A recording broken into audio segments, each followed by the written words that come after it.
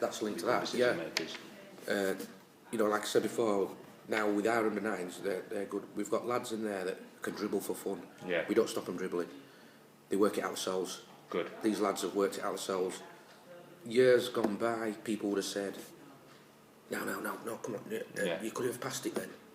You know, but we don't, you know, I've told all the good coaches now, we've got lads that have got imagination, creativity, good dribblers, make sure we keep that, and they work it out themselves. Sonny Pickup, prime example. Just to dribble, go back, beat somebody else. Now, he's beating a man, playing 1-2s, you know, and we haven't told him. It's just worked it all out. So, would you say that's important to you, having a kid who dribbles? Yeah. Is it? Yeah, important to me that dribblers. There's not a lot. They're not, is there? They didn't know. Where are they? You know what I mean? They're not, we've got to make sure. I've had this conversation with Mark, and he said, you know, if you get dribblers coming in, we need to keep them, that they are dribblers and that they are creative, they show imagination, and nobody sucks that out of them. We can't have that.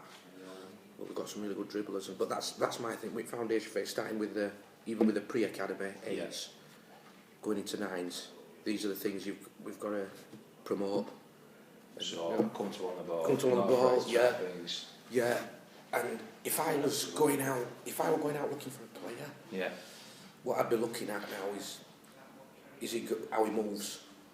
Okay. Yeah, as well. I'd be looking how he moves, how he runs with the ball, out of possession, in possession. So in terms of that, how he moves, are we talking from a physical point of view, or are we talking from like a tactical support? Yeah, well, from technical, I'd say technical, physical. Yeah. Because you can see, like, you know, it's like Harry you've got now. Straight away I've seen Harry, how Harry runs with ball. Now, he's gonna be a good player. Yeah. He just moves well with the ball, and also, you know, he's got good feet. It's just these little things that you look for. Yeah. That's important to me, how they move with the ball. I think it's going the way now where the speed's important as well. Even from that age, that's the way it's going now. One time, people just said, "Oh, he's technically good." Nobody never bothered about how he moved or anything like that. Yeah. Now I think it's how they move and are they going to be quick, and you can see that. You can see that 9-year-old, 8-year-old. It's just the way they move, and then it's just all the extra training they get. So I've noticed that you just mentioned it then, basically, where you talked about we want good movers. We've got guys who look comfortable with the ball. And and you also talked previously about how you really emphasise on letting them dribble and focusing on ball mastery. Would you say, in terms of the raw materials, you feel that if we go out and find good movers and guys who are quick and look comfortable moving that, when they come into our environment, technically I can do a lot for them? Is that what you? Yeah. Is that what you feel? Yeah, I think the earlier you get them in, the more chance you've got. You know what I mean? You have, because for me, when they all come into this environment, you can't not improve. Yeah. You can't. It's just impossible for me that you can't improve. So, like I said there, if a lad, if you see that he can move, and he's got a good work ethic, he gets up and down the pitch, you can put all the other things into him. Yeah. I'm telling you now, you definitely can. Yeah. So just on that, moving on. In terms of players coming in and signing in our foundation stage, in terms of them progressing from the foundation and going onwards, what do you think? What challenge do you think players face, or what obstacles might they face in terms of stopping them? Once they come out of the foundation, it could be any point from signing on with you to then staying with the club. Moving on to the under 12s into the youth. So they're coming out of foundation phase. What do you think stops you progressing? I think it's sometimes I think it goes too tactical. That's okay. Yeah, I do. I think it goes too tactical. I think where before they've had this bit of freedom of expression, all of a sudden gets into youth phase and it's all about shape and things like that, and then we're forgetting about, hang on a minute, this lad can actually play, this lad can dribble. Yeah. But that's why I'm not a lover of the 11v11. I don't think you should be playing 11v11 until they're about 13, 14. I think it should be 9v9 right through to about 13. Yeah. And then these lads don't get lost in the... Because they get sort of... All of a sudden this lad who was the... he bossed the games and was the main player and thing, he gets onto this big pitch, this 11v11 pitch. And it's working on, then they start working on his covering and his tactical awareness, which, you can drip feed it into him, but I just think once he gets into that youth phase, it becomes a bit too tactical, and where there's a lad that might dribble, he might dribble, but when his dribbling might knock the team out of shape, well, they won't have that, if you know what I mean. He might do a dribble that, but it's one that I've said before. I've said it to Dave, I've said it to Bridgie, I've openly said it, that I think that it just becomes a bit too tactical too early. I mean, you've already said, how you enjoy letting players have a dribbling. I know for a fact that you play a lot of small-sided games in your system.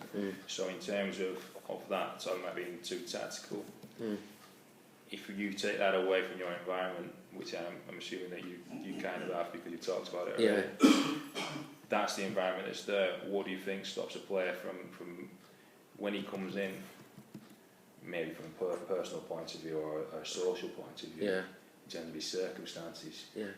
In your experience, what kind of what do you feel has stopped certain players progressing through your phase? Through the phase? Yeah. I'll tell you what, there's not many that haven't progressed. I'd say... What challenges do you think you might?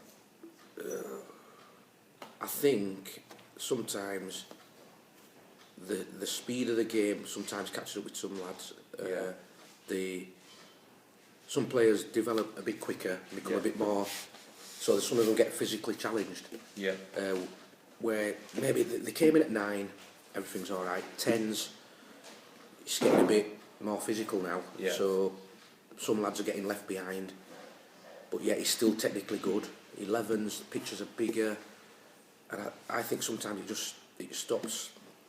The pitches just get a bit bigger, and you've got to sort of, can you grow with what's happening? So it's that ability to adapt. Yeah. And can you adapt with everything year after year through the phase? And you get some. I've seen lads come in, and where they were, everything were all right under 9s, under 10s, struggled, but we've stuck with them. And then it all comes back again under 11s. What's kept you sticking with them? Is it just that faith in the technical? Yeah, because the technical ability. Yeah, the technical ability. Which, like I always say, you never turn technique down. You try and work with it, and you give them a chance. I would say you give them a chance, and especially at foundation phase, I think you give them as long as you can. Rare that we release lads that I release lads at 9. Even 10. You know what I mean? So. Unless it's really, it could be something like you mentioned, it could be something social or something, it could be behaviour, even the family circumstances that's impacting on how they play and things like that.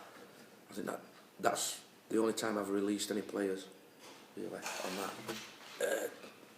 That's interesting. That's interesting. So just on that, I mean, everything we've had a decent conversation there. If we were to kind of summarise it all together, and you said it earlier in the conversation, actually, where you said if I was going out looking for players, if scouts were going to go out and look for players in that foundation phase, based on what we know, the environment we've got, and the challenges that they face, you know that. What do you think the raw materials are that are kind of essential to players coming into the foundation phase and progressing? The raw material coming in at 7, 8 year old. What do you think? A scout sends a player in. What needs to be in that player? I'd say in that player. Because you've already mentioned the movement. I said the movement, and then I think you could. I've done the scout myself. And I'm not saying I'm brilliant, but I've seen players where I can see the mentality on the pitch. You look at the mentality on the pitch, and you see things, you watch them for 10, 15 minutes, and you can see, hang on a minute, I think it's the mentality because, like I say, coming from grassroots into this environment, it's daunting. Yeah. I mean, I wouldn't like to be a kid sometimes, you know what I mean? But it's daunting coming into this environment. So you've got to be mentally tough to come into this. Yeah, you've got to be tough. I think.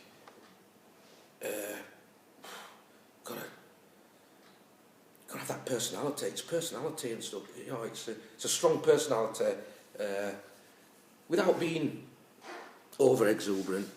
But I think if I went out watching somebody and I were a scout, I'd be looking at the behaviour on the pitch. What are you wanting to see in that behaviour? Do you know what I wanted to see in that behaviour? We know that he's mentally strong and he's got personality. What are we seeing? You'd see things like, for me, his behaviour would be not naughty behaviour. Yeah. It'd be stuff like, if his team's losing, he's still knocking at the door. Yeah. He tries to influence the game, and you can tell. I can tell a shy player to a player that's, hang on, he's got academy credentials. So you feel they need to have that extroversion in them? Yeah. Just some of them are introverts, some of them are extroverts, but you can be an introvert but still be a bit. Still want to influence. Yeah. You can still. You know what I mean, though. Yeah, definitely. Yeah. So you think that? I mean, you just mentioned then about that.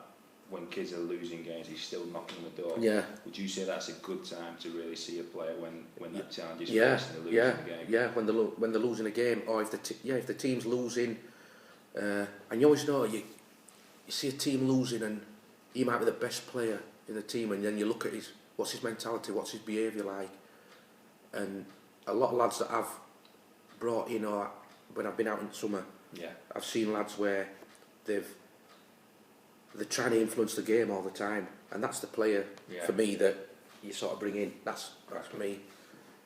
Brilliant. So. Well, that's class, I think. I've pretty much answered every question I wanted to answer. Yeah. Do you think there's anything that you feel needs to be mentioned still, or do you think? What to? Just something you feel I've not touched that you'd like, because obviously we're going to try and try and inform our scouts. Yeah.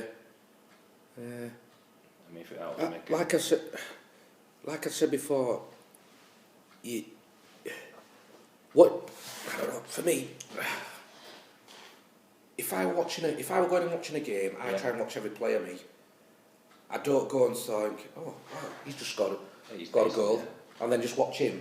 They play, what do they play, 5v5 in these summer tournaments? Yeah. I watch every player, and I think you should watch every player if you can, if you've got that eye. Yeah. Because there's something that you'll see in another player who might not be the standout player, you know what I mean? Yeah. That he could be the one. That's. Well, you're looking for that mentally tough player who's not afraid of dribbling. He's not afraid of dribbling. Yeah. He tries to influence the game all the time. Yeah. Even at 7, 8-year-old, they're trying to influence the game all the time. Whether they're in possession or out of possession, no matter what, you can see them, and that's the mentality of them. But I just think when you go out scouting, you've got to try and watch all the players of that team. If somebody said to me, we've got a good team, I want you to go and watch this player. Yeah. Well, I'd watch all their players.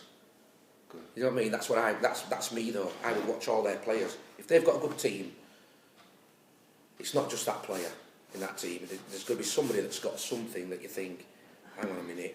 Well, you mentioned the other day, didn't you, about that kid who scored 6 goals? Yeah, 6 goals. Who assisted? He came in and honestly, oh God, it were embarrassing. He were embarrassing. He technically poor. Yeah. He were like he didn't want to be there either. He were, strange.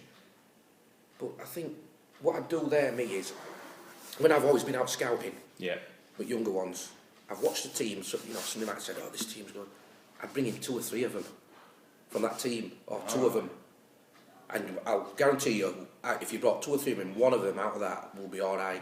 Yeah. That's my thing. I'm not going to tell the scouts how to do it, but that's what I've always done when I've, when I've done it. Yeah. And sometimes if you do bring another one in from that team, that other lad feels comfortable Because if he's the main, yeah, because he's got a mate there. Yeah. No, Cheers, mate.